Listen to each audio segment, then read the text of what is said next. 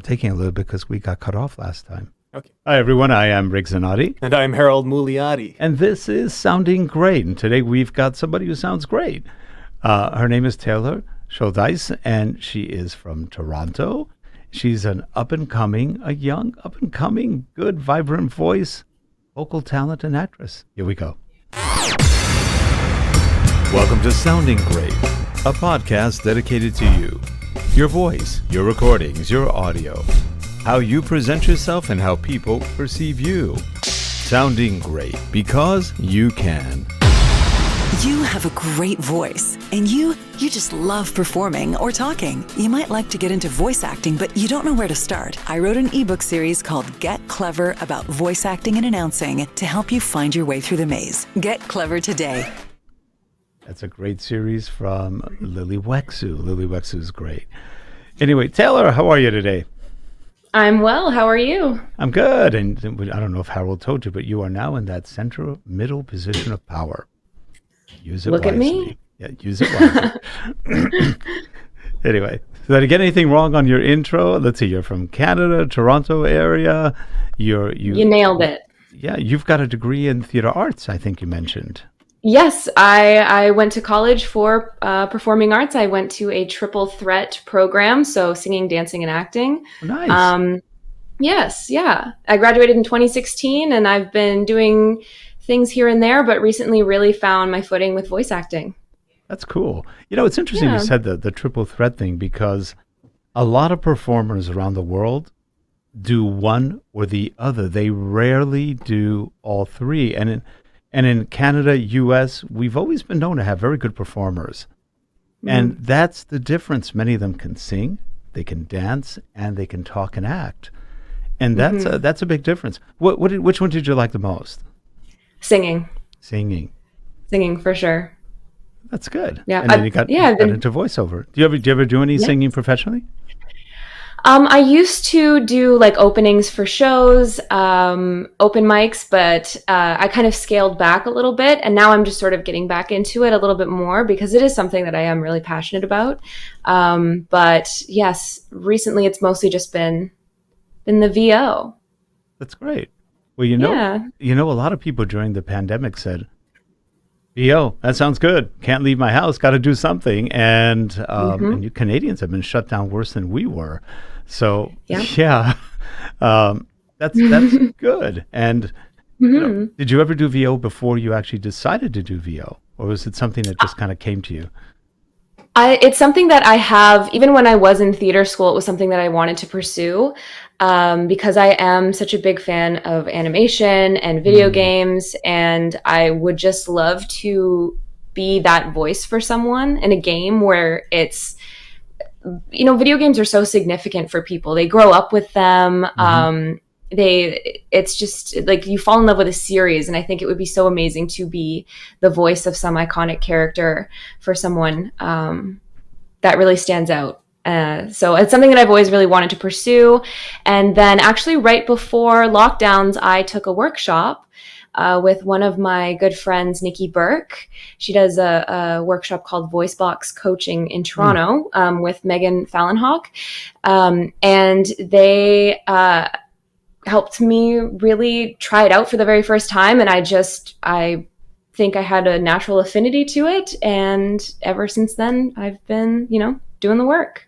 That's great. Kind of a follow-up question on that. When it comes to animation and video games and that sort of thing, is there a certain theme or setting that you particularly feel you connect with? Yes, definitely like fantasy elements or like sci-fi fantasy are definitely my favorites. Legend of Zelda, like there's not a lot of talking, but like that vibe, or I also really like games like Red Dead Redemption, history pieces. But I generally I like to think of myself as like a fairy creature, or like some kind of like alien cyborg girl. Like I would love to get a role like that. I think that would be so cool. Awesome. Yeah. That's pretty good. Have you done any games? I have actually. I did recently. There is a mobile app game company called W Games. They usually do more like slots and Bejeweled sort of type things, but they released a zombie game recently, which is like a survival. There's an actual name for it, but it's not coming to me right now. The type of you like wait, and then you get like gems and stuff, but you can like fight. You can actively fight with zombies.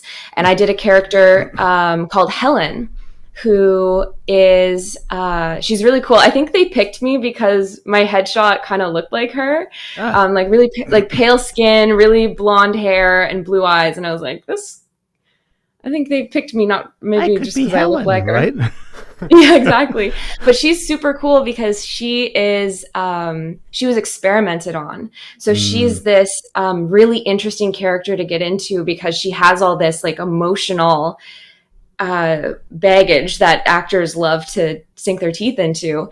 But then she goes from this really traumatized person to transforming into this like insane and like very intensely aggressive zombie character. So when I was doing this work, I just screamed. I just screamed in a closet in my basement for like a couple weeks, and I did it, and it was so fun.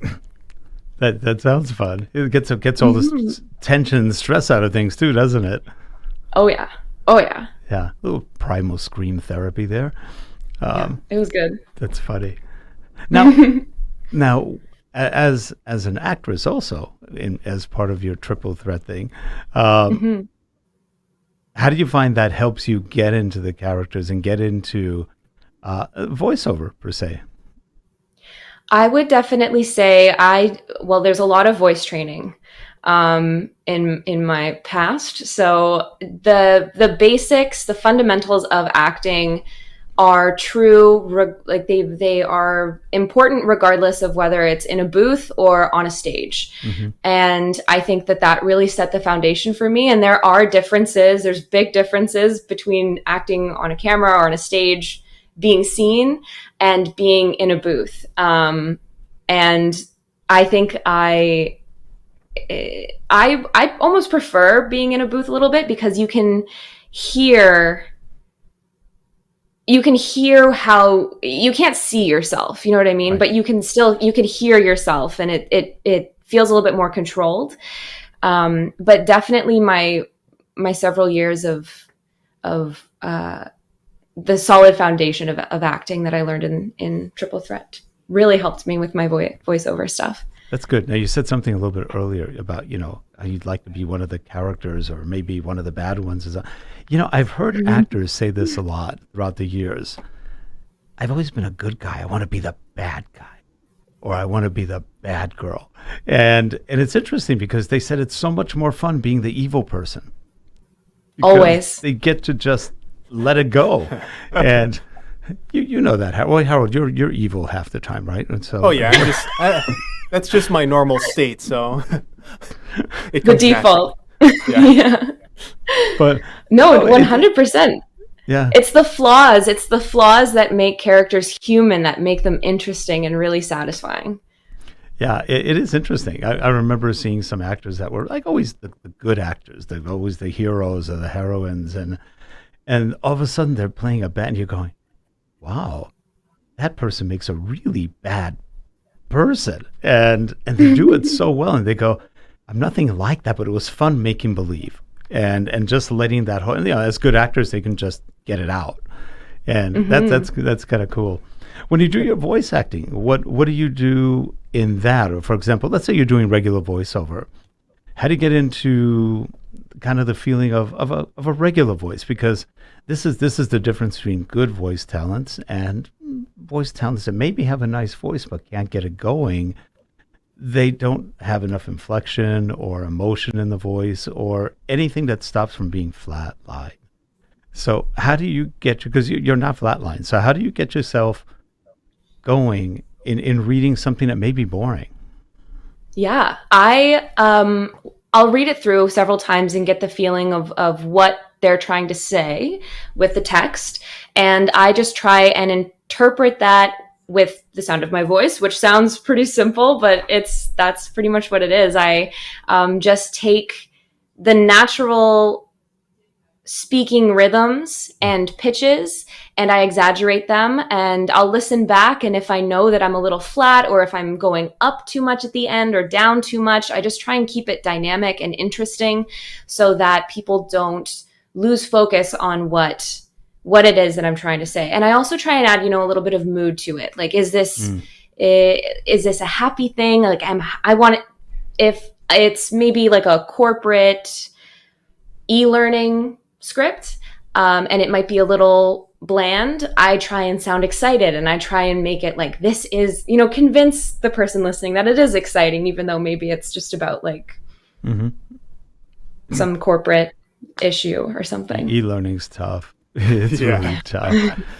We've been guilty of writing bad e-learning scripts. Not that we wanted to write a bad script, but the clients want it to be bad. It's like, oh gosh, put some personality in there. Yeah, put some fun into it. Something. Yeah. We keep saying, and we've done a lot of teaching on voice and writing, and I always tell people, I've done seminars on this. If you want somebody to retain something, it has to have an emotion. We don't remember anything without an emotion, because without the emotion, there's no memory. There's nothing that triggers our brain to go, ooh, I remember that. That was sad, or that was happy, or that was good. And if you're just talking, it's boring. And that's one of the big problems. So a lot of the e-learning world writes content that's mind-numbing.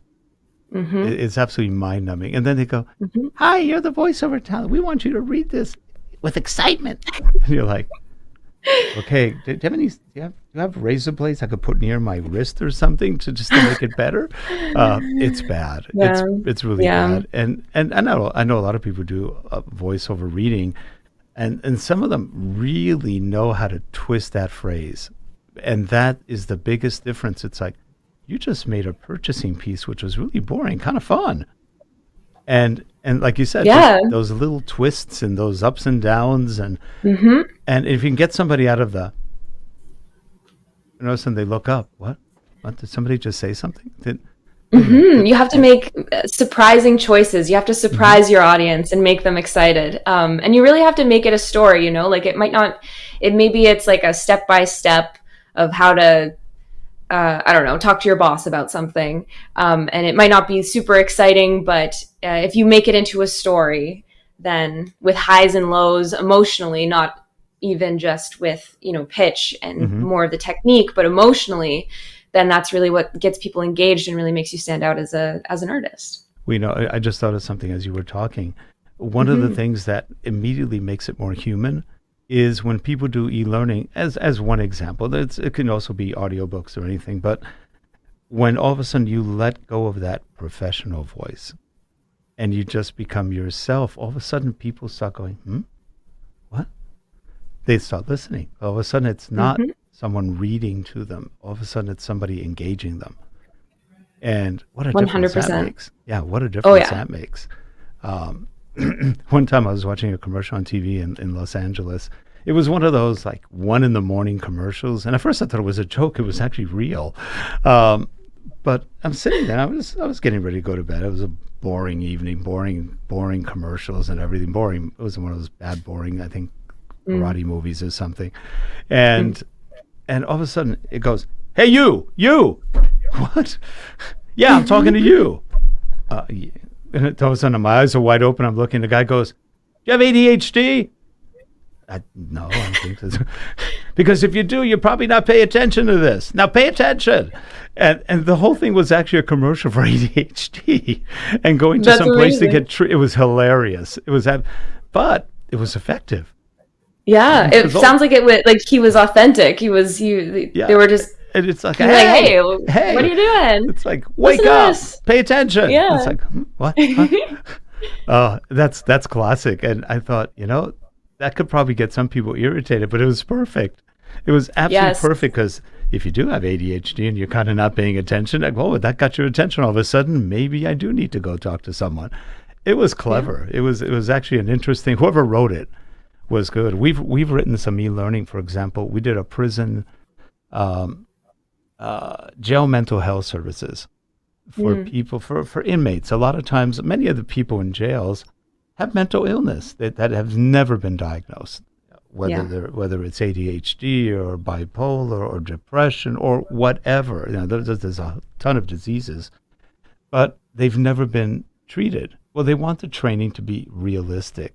And actually wrote Hmm. that course, and we wrote it very rank. I mean, it was the bad words were there, everything was there, because that's what the cops and that's what the therapists see all day long. They don't see, Mr. Policeman, I just don't feel right today. Yeah. Yeah, but no, they're cursing. They're cursing their heads off. And the training had that, and we've shown it to several other people throughout the years, and they go, "Oh, that's disgusting." I mean, no, that's real life. That's Yeah. training people who have to deal with that on a daily basis. Hmm. Oh, we don't like that, and it's interesting. The reactions are usually, "Ooh," and it's like, "Sorry, that's real life. You've got it." That's Yeah. training that was impactful because it had emotion. When somebody was trying to kill themselves in the training, we had fake blood, and they were cutting their wrists while talking to somebody, and things like that, and and the police loved it. They thought it was great because the sheriffs, when they first start working as a sheriff or as any kind of policeman, they go to the prisons. That's the first job they have, and then they put them out on the streets so that I guess they can identify better who might be a prison candidate. But it's interesting because if you don't have that emotion, they won't learn a thing, No. and especially in things like that are real.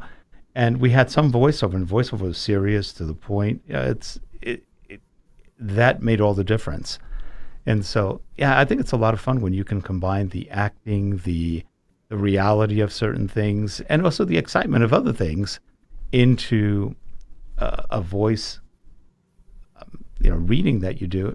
It just makes all the difference. One Hmm. one thing that I was wondering, and I promise this is going to lead to an actual question, is earlier we touched on you were mentioning how when you were selected to voice that character for that game, you basically the way that you were selected, you kind of had this impression that your actual headshot played a big part in why they selected you.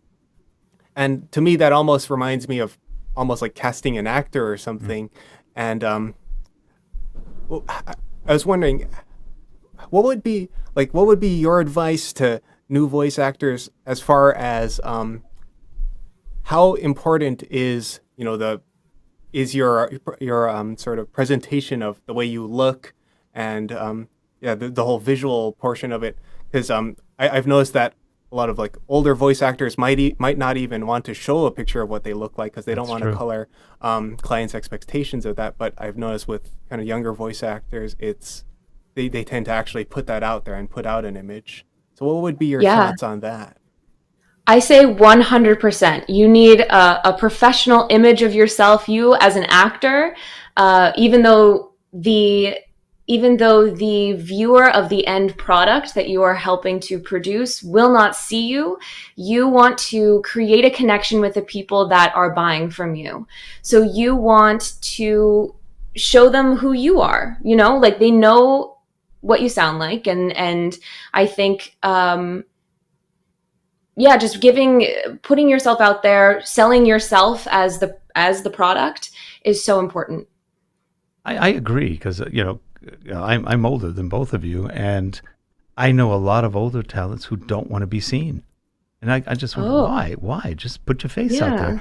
because they think that's going to detract from what their voices are or who they sound like. And it's an interesting idea. I don't quite agree with it. I think you should just be who you are. And because a Hmm. lot of times voice talents can do many different voices, or they can Hmm.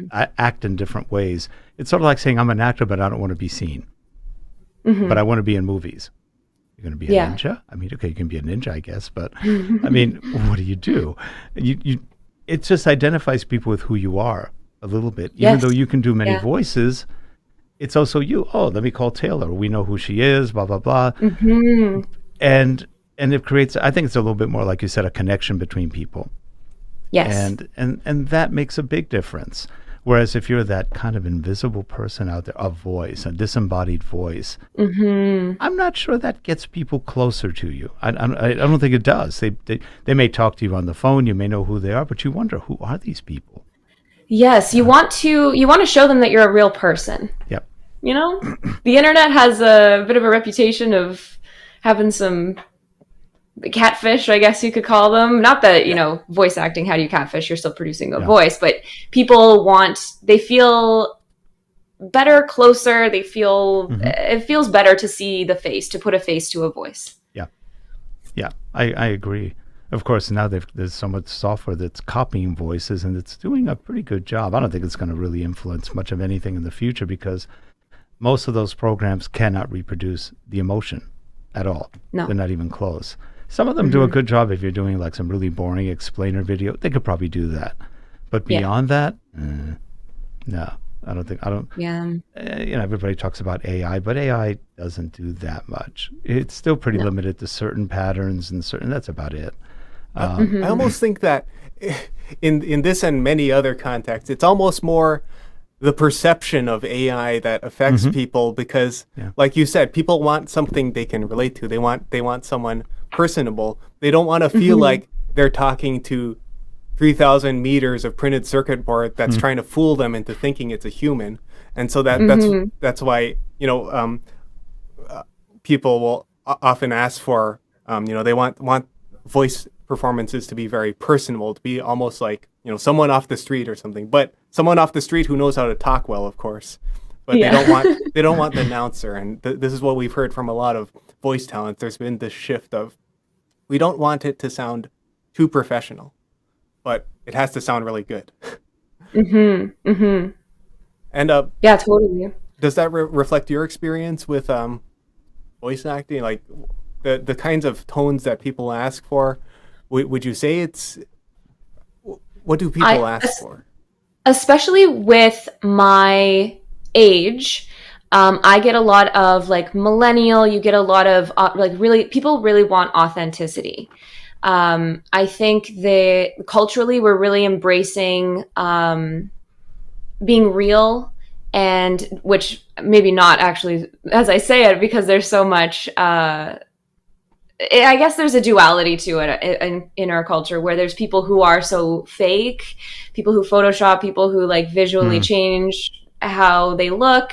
But there's also this, because this is put on a pedestal and that's kind of the standard now of these people really putting out the best version of themselves.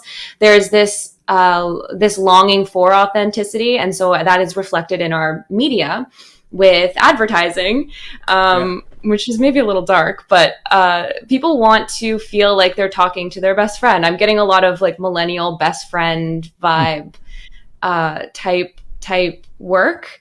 And one of the notes I often get is like, oh, this sounds like maybe a little bit too showy, a little bit too acty. You're doing a little bit too much. We want it to be more like you're just having a conversation, which is, I love that because it's simple. And yeah, so I would say authentic sound, authentic and friendly. Yeah, that's a great way of putting it. And I do like that you bring that up, where it's, we want people to be real, but sometimes it's a little concerning, where it's like people will do a little too much or something to try to seem like they're real or they're connecting with people. To me, and I'm gonna expose myself as a pretentious art student in the past before by saying that it's just the logical extension from the 90s of the concept of postmodern hyper-reality, which basically what all that is it's the people are seeking something that's real, but they want something that's, while it feels authentic, they want it to be better than reality. Yes. Yeah. Because the gross parts of reality, the sad or dark or not appealing parts of reality are not comfortable, and people prefer to be comfortable, right? So just kind of smooth those over. Yeah, exactly. Put a filter on it. Yeah, exactly. Now, if people want to get a hold of you, you have a Fiverr account. That's how we found you. Yes. And is that how you do most of your work, or do you also do work directly There with it people? is. Oh, there you are. I work solely through Fiverr at the moment. Okay. I am currently working on getting an agent in the city of Toronto. Ah, I'm very excited about it. I'm getting all set up. But yeah, Fiverr's been great. Fiverr has been giving me consistent work.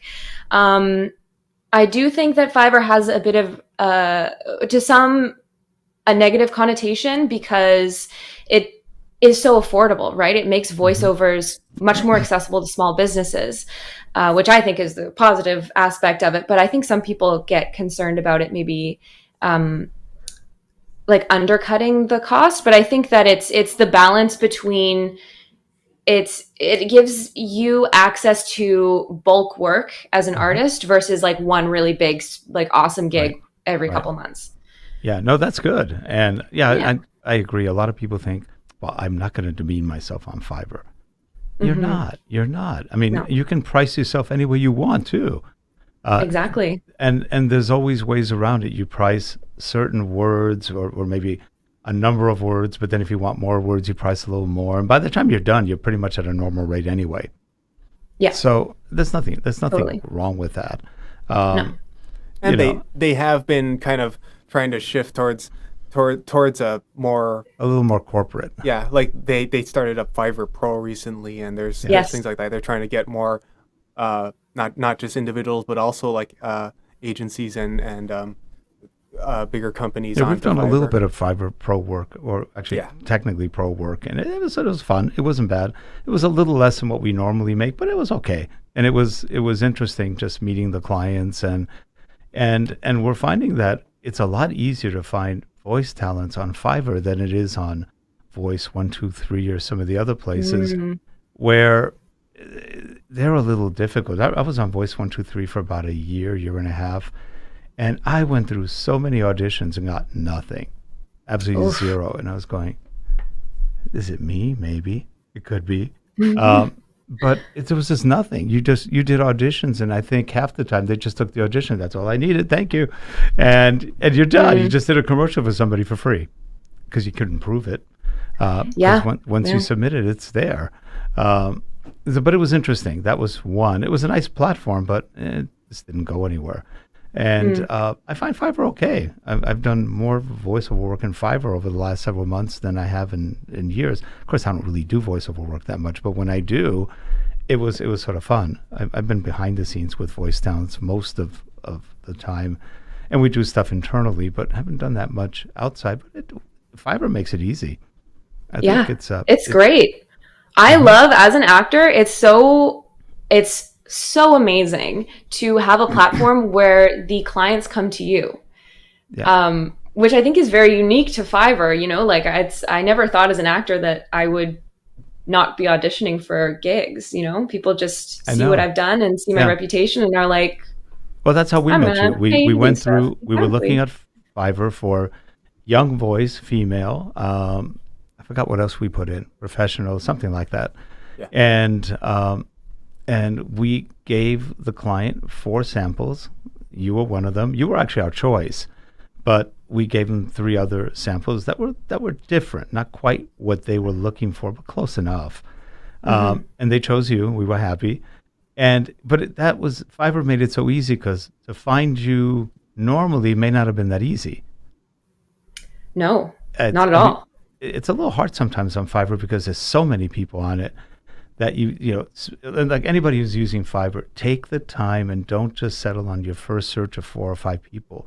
Keep looking Hmm. because they randomize the searches many times, so you're not going to get the same person at the top all the time. And so now, once you know a person, you can go back and ask for that person and keep getting work with them. But Hmm. but it was interesting because we were looking. They called us up and said um, let's see, we were doing a project. I did the voice original, but I was considered just draft. I was just a draft. I didn't really care. I was the draft person. And then they Hmm. came back to us and said, "Well, we really wanted you, but they want a female." I go, "That's good with me. I'm okay." So I was fine. I go, "That's fine." And so Hmm. we looked for what your characteristics were basically, and Hmm. within I think 10 minutes we had I think 4 voices. You were one of them. You were one of the ones we really liked. Sent it over to them, and they chose you. And within a day, and that's so fast, because it was like between this and that, boom, we're done. That was quick. Yeah. You delivered. So quick. It was quick. We paid, and the customer was happy. In fact, they're just starting to use it. So that was fun. Yeah, they're doing digital ads with it, stuff like that. I think they're doing Very YouTube cool. kind of ads. So I think it's fun, and it's so easy to find a talent. And then I called you because I like to talk to people and say hi and everything else. Hi, doggy. Yeah, that's my parents' dogs. What kind of dog? It's very German. It's a Weimaraner and a Wiener dog, Combined? and they're Or both two? very loud. Oh, they have two of them. No, I was two going, different dogs. Weimaraner and Wiener. That'd be a scary combo. Kind Right? of long and yeah. Actually, that's what Like Weimaraner is a really squeaky cute. eyes. Yeah, yeah. They're cute. They're probably Yeah. the most high energy dog I've ever met. Weimaraner? It's probably like Border Collie and Weimaraner. Yep. It's a lot. Interesting. But we love them. That's great. Yeah. Anyway, we have dogs. I like dogs. It's that's it. I guess we're done today. That was great talking with you and getting to see you. And we'd love to have you back on another time. We can talk about other things. There's always a lot I would to love talk it. about. Yeah. And Harold, any last question? Nothing from me. Nothing from him. He's going to go back to being evil now. Yeah. We sit Well, around thank and you do so all much sorts for of having me. evil stuff. But anyway, Of course, of no, our course. pleasure. Thanks for coming on the show, and we'll send you links as soon as it's over. And you've got Amazing. fans over there. They're happy too. Yeah. They're cheering for me. They're That's so happy. right. My dad just came home, so they're a little excited. Daddy. Is he the Alpha's alpha? back. Is he the alpha? Always. Yeah. Yes. So they love the alphas. Yeah. Leader of the pack. Yeah. I've got two collies at home, and they're like the minute we get home, it's like Daddy. It's and the one's 4 and one's 1.5. We just got the baby about not even a week ago. She's adorable. Anyway, Aw, it's fun. But the other one's jealous. I have to be careful. It's fun. But no, that's fun. It's been fun having you on, and good luck with your career. Not good luck, good success. Luck happens. Thank you. But good success with everything you're doing, and you'll be hearing from us soon too, because I know they've got a whole mess of other projects lined up. So we will be talking soon. And have a good one. And if you're watching the show, please subscribe. Also, you'll find Taylor's information below on. Do we have we have her Fiverr Yes, ID? Yeah, you'll we'll find it have on your the Fiverr show ID description below, so there. you can get her on Fiverr. And I don't know if you have a LinkedIn, but we'll put that up too if you do. I don't, but You don't. Okay, so we'll just I put the probably Fiverr up. Fiverr, yeah, but LinkedIn's a good. good one to have too, especially if you're doing corporate stuff. right. Anyway, we will see you all. And do we have a show next week? I don't think we do. We're going to be closed for a couple of weeks. So just so you know, we're going to be closed for a couple of weeks. We're moving offices, studios coming down, going to a new office and studio, etc. Well, and next week I believe is Thanksgiving, right? Yeah, next week is Thanksgiving. It's our well, American at least Thanksgiving. American. Thanksgiving. We already had ours. You guys had yours in October, right? We did. We sure did. Yep. So we will see you folks in about 2 weeks. When we get back, probably the second week of November, we'll be back up live and ready to go again. Have a good one, everyone. We'll see you then. And Taylor, again, we'll see you soon. Take care. Thanks. Bye. Bye, everyone. Bye.